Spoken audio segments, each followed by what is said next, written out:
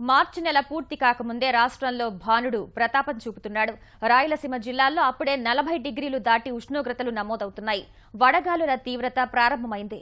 ఇలాంటి పరిస్థితుల్లో వడదెబ్బ బారిన పడకుండా ప్రజలు తీసుకోవాల్సిన జాగ్రత్తలపై వైద్య నిపుణులు డాక్టర్ లక్ష్మితో మా ప్రతినిధి శ్యామ్ ముఖాముఖి ఇప్పుడు. రాష్ట్రంలో ఎండల తీవ్రత రోజురోజుకు పెరుగుతోంది. ప్రధానంగా రాయలసీమ జిల్లాల్లో 40 డిగ్రీలకు పైగా ఉష్ణోగ్రతలు నమోదవుతున్నాయి. సాధారణ ప్రజలు వడదెబ్బ బారిన పడి చనిపోయే ప్రమాదం ఉంది. వడదెబ్బ బారిన పడకుండా ఉండాలంటే ఏం చేయాలి, ఎలాంటి జాగ్రత్తలు తీసుకోవాలి అనే విషయాలు మాట్లాడడానికి మనతో పాటు కర్నూలు సర్వజన వైద్యశాల వైద్య నిపుణులు డాక్టర్ లక్ష్మి గారు ఉన్నారు. మేడం నమస్తే. మేడం, సాధారణంగా ఇట్లాంటి వడదెబ్బ బారిన పడకుండా ఉండాలంటే, ఆరోగ్యాన్ని రక్షించుకోవాలంటే ఏం చేయాల్సి ఉంటుంది? ఎక్కువ టెంపరేచర్ ఉండడం వల్ల మన బాడీ ఈ ఉష్ణోగ్రతను నియంత్రించే శక్తిని కోల్పోయి దానివల్ల హై టెంపరేచర్స్ వస్తుంటాయి. సో దీన్నే మనం వడదెబ్బ అంటుంటాము. Children and aged persons more than 60 years వాళ్ళకు తొందరగా ఎఫెక్ట్ అవుతారు.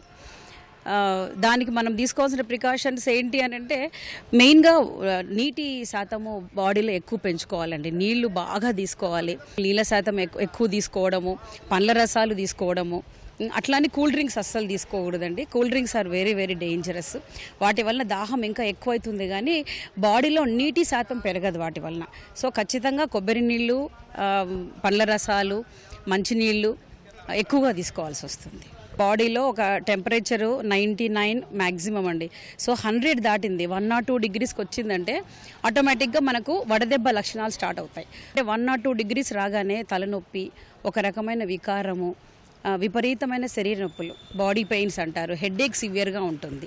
సో ఆ స్టేజ్లో స్టార్ట్ చేయాలి. ఇంకా వాటర్ తీసుకోవడం స్టార్ట్ చేయాలి, నీడ ప్రదేశానికి పోవడము, చాలా వరకు ఎండలో ఎక్కువసేపు ఉండకుండా కొంతసేపు పని చేయడము, మళ్ళీ వచ్చి నీడలో వచ్చి రెస్ట్ తీసుకోవాలి. సో 1 or 5 degrees దాటిందంటే ఇంకా శరీరం దద్దుర్లు, బాగా ఎర్రగా కందిపోవడము, పిచ్చి పిచ్చిగా మాట్లాడడము, వికారం రావడము, సివియర్ విపరీతమైన బాడీ పెయిన్స్, కళ్ళు తిరిగి పడిపోవడము, తలనొప్పి, విపరీతమైన తలనొప్పి ఉంటుంది.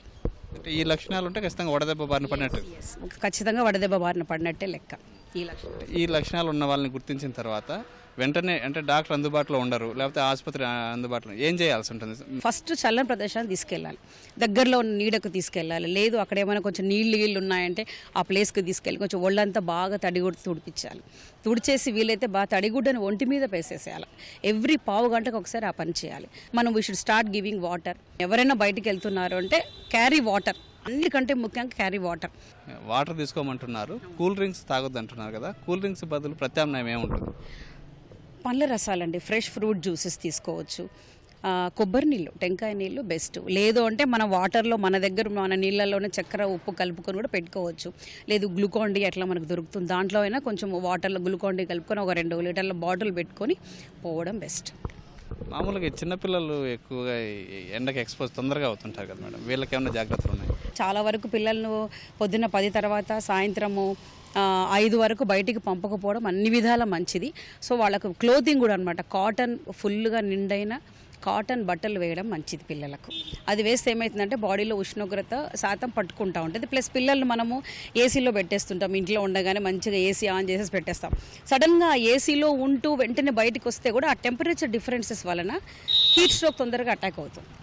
సో మనం పిల్లల్ని కూడా ఇంట్లో ఎక్కువసేపు ఏసీలో పెట్టకుండా నార్మల్ ఎయిర్ కొంచెం హాల్లో అట్లా ఆడుకుంటేట్లో అట్లా వదిలేయడం అనేది మంచిది. లేత రంగు బట్టలు ధరించాలి, లేత రంగు కాటన్ దుస్తులు నిండుగా ధరించాలి. ఎక్కువ బాడీని డైరెక్ట్గా సన్కి ఎక్స్పోజ్ కాకుండా భరించాలి. మసాలాలు, డీప్ ఫ్రై ఐటమ్స్, తర్వాత వేడి కలిగించే వస్తువులు కొన్ని ఉంటాయి, మనకు పెద్దవాళ్ళు కూడా చెప్తూ ఉంటారు. సో అలాంటివన్నీ అవాయిడ్ చేయడం మంచిది.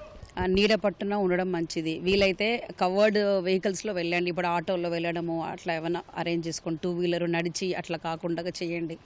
ఇది డాక్టర్ లక్ష్మి గారు చెప్తుంది. ప్రజలు ఈ ఎండల నుంచి రక్షణ పొందాలి, ఈ వడదెబ్బ బారిన పడకుండా ఉండాలంటే కనీస జాగ్రత్తలు తీసుకోవాలని ఆయన చెప్తున్నారు. కెమెరామెన్ శేషుతో శ్యామ్, ఈటీవీ న్యూస్, కర్నూలు.